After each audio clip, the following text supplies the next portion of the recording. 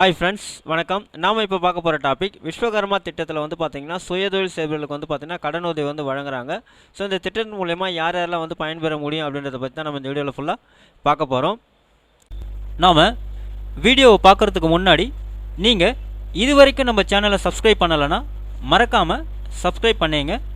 கூடவே பக்கத்தில் இருக்கக்கூடிய பெல் ஐக்கானை கிளிக் பண்ணி ஆல் அப்படின்ற ஆப்ஷனை செலக்ட் பண்ணிங்க.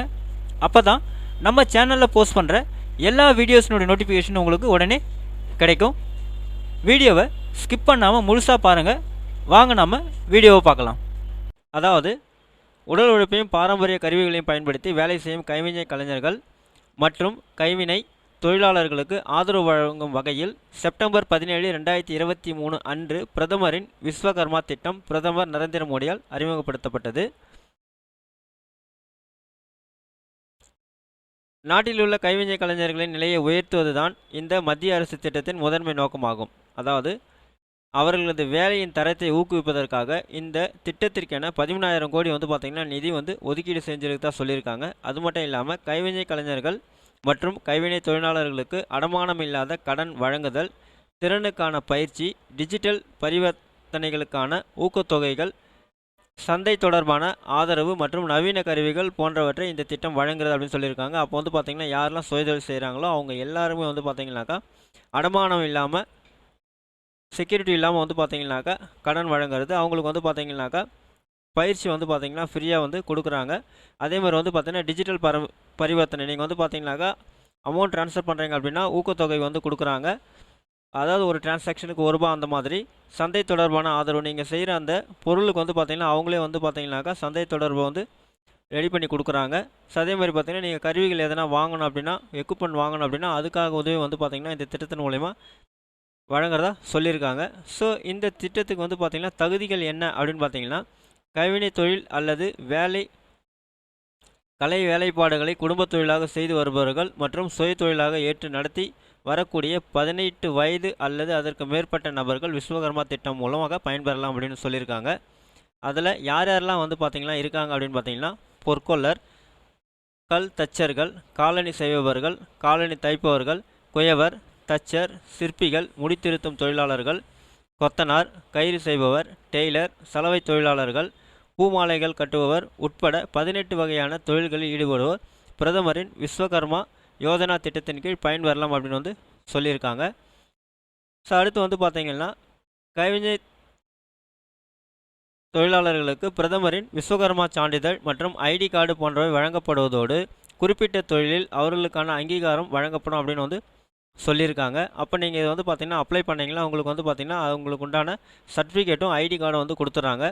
கருவிகளுக்கான ஊக்கத்தொகை திறன்களை மதிப்பீடு செய்த பிறகு ₹15,000 மதிப்பிலான குறிப்பிட்ட அந்த தொழில் சம்பந்தப்பட்ட நவீன கருவிகளுக்கான ஊக்கத்தொகை வழங்கப்படும் அப்படின்னு வந்து சொல்லியிருக்காங்க.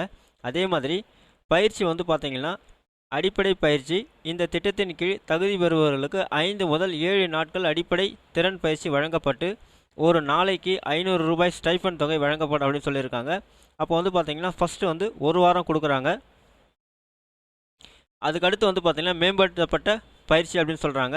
அடிப்படை பயிற்சிக்கு பிறகு 15 நாட்கள் மேம்படுத்தப்பட்ட பயிற்சி கொடுக்கப்படும் அப்படின்னு சொல்லியிருக்காங்க. இந்த பயிற்சிக்கும் ஒரு நாளைக்கு ₹500 ஊக்கத்தொகை வழங்கப்படும் அப்படின்னு வந்து சொல்லியிருக்காங்க. அப்போ வந்து பார்த்திங்கன்னா நீங்கள் பயிற்சி எடுக்கிறீங்க அப்படின்னாக்கா உங்களுக்கு வந்து அந்த திறன் பயிற்சிக்கு வந்து பார்த்திங்கனாக்கா ஒவ்வொரு நாளைக்கு ₹500 ஸ்டைஃபண்ட் வந்து உங்களுக்கு கொடுக்குறாங்க. அதே மாதிரி அடிப்படை திறன் பயிற்சியை முடித்த கைவினை கலைஞர்களுக்கு 18 மாதம் திருப்பி செலுத்த வேண்டிய கால அளவு கொண்ட அடமானம் இல்லாத ₹1,00,000 வரையிலான கடன் வழங்கப்படும் அப்படின்னு சொல்லியிருக்காங்க.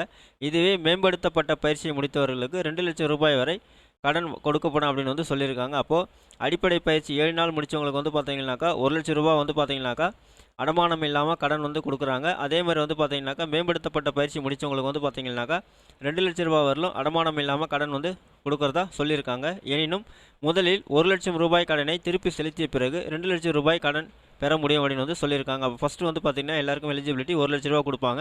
அதை நீங்கள் கரெக்டாக வந்து ரீபேமெண்ட் பண்ணிட்டீங்க அப்படின்னா உங்களுக்கு வந்து பார்த்திங்கன்னா ₹2,00,000 கடன் உதவி கிடைக்கும் அப்படின்னு வந்து சொல்லியிருக்காங்க. ஒரு மாதத்திற்கு 100 டிஜிட்டல் டிரான்சாக்ஷன்கள் என்ற வீதம், ஒவ்வொரு டிரான்சாக்ஷனுக்கும் ₹1 ஊக்கத்தொகை தொழிலாளர்கள் பெறலாம் அப்படின்னு சொல்லியிருக்காங்க. அப்போ வந்து பார்த்தீங்கன்னா ஆன்லைன் பேமெண்ட் ட்ரான்சாக்ஷன் நீங்கள் பண்ணுறீங்க அப்படின்னா ஒவ்வொரு ட்ரான்சாக்ஷனுக்கு வந்து பார்த்தீங்கன்னாக்கா ₹1 வந்து தரதா சொல்லியிருக்காங்க. அதே மாதிரி சந்தை ஆதரவும் தரன்னு சொல்லியிருக்காங்க. அதாவது சந்தை ஆதரவுனா வந்து பார்த்தீங்கன்னா கைவினைப் பொருட்கள் எளிதாக சந்தையை அடைவதற்கும் அதனை பொதுமக்களிடையே பிரபலமாக்கி விளம்பரப்படுத்துவதற்குமான ஆதரவும் வந்து வழங்கப்படும் அப்படின்னு வந்து சொல்லியிருக்காங்க. ஸோ அப்போ இந்த திட்டத்தில் வந்து பார்த்திங்கன்னா நம்ம எப்படி பதிவு செய்யுது அப்படின்னு பார்த்தீங்கன்னாக்கா பிரதமர் விஸ்வகர்மா. ஸோ அந்த திட்டத்தில் வந்து பார்த்திங்கன்னா அவங்க கொடுத்துருக்க அந்த போர்ட்டலுக்கு போயிட்டு நீங்கள் வந்து உங்களுடைய மொபைல் எண் ஆதார் வெரிஃபிகேஷன் வந்து நிறைவு செய்யணும்னு சொல்லியிருக்காங்க. அதே மாதிரி அடுத்து வந்து பார்த்திங்கன்னா பதிவு படிவத்திற்கு விண்ணப்பிக்கும் சொல்லியிருக்காங்க. பிரதமரின் விஸ்வகர்மா டிஜிட்டல் ஐடி மற்றும் சான்றிதழை டவுன்லோட் செய்யும் அப்படின்னு சொல்லியிருக்காங்க. பிரதமரின் விஸ்வகர்மா போர்ட்டலில் ஆதார் அடிப்படையிலான பயோமெட்ரிக் அத்தன்டிகேஷனை பொது சேவை மையங்களில் செய்து முடிக்கலாம் அப்படின்னு வந்து சொல்லியிருக்காங்க. ஸோ இது சம்மந்தமான ஏதாவது உங்களுக்கு கேள்விகள் இருந்தது அப்படின்னாக்கா கைவினை கலைஞர்கள் மற்றும் கைவினை தொழிலாளர்கள் இந்த நம்பருக்கு டோல் ஃப்ரீ நம்பருக்கு கால் பண்ணலாம் அப்படின்னு சொல்லியிருக்காங்க. அப்படி இல்லை அப்படின்னா கூட கொடுத்துருக்கூடிய இந்த மெயில் ஐடிக்கு வந்து பார்த்திங்கன்னா உங்களுடைய டவுட்ஸ் ஏதாவது கேள்விகள் இருந்ததுன்னா அனுப்பலாம் அப்படின்னு வந்து சொல்லியிருக்காங்க. ஸோ இதுக்கு வந்து பார்த்தீங்கன்னாக்கா டாக்குமெண்ட்ஸ் என்ன தேவைப்படும் அப்படின்னு பார்த்தீங்கன்னாக்கா உங்களுடைய Aadhaar card, mobile number, mail ID, PAN இருந்ததுன்னா பேன் கார்டு, அதே மாதிரி வந்து பார்த்திங்கன்னா ரேஷன் கார்டு அது அவைலபிள் இருந்தால் உண்டு. அதே மாதிரி வந்து பார்த்திங்கன்னா bank account details, income certificate தேவைப்படும். ஸோ இதுதான் இந்த விஸ்வகர்மா யோஜனாவுக்கு வந்து தேவைப்படக்கூடிய டாக்குமெண்ட்டு டீட்டெயில்ஸு, தேவையான ஆவணங்கள். ஸோ இவ்வளோ தான் இவங்க இதில் கொடுத்துருக்கூடிய இன்ஃபர்மேஷன்ஸ். இந்த வீடியோ உங்களுக்கு பிடிச்சிருந்தா லைக் பண்ணுங்கள், அதிகமாக உங்கள் ஃப்ரெண்ட்ஸ் அண்ட் ரிலேட்டிவ்ஸ்க்கு ஷேர் பண்ணுங்கள், கமெண்ட் பண்ணுங்கள். மீண்டும் ஒரு நல்ல வீடியோவில் சந்திப்போம். நன்றி.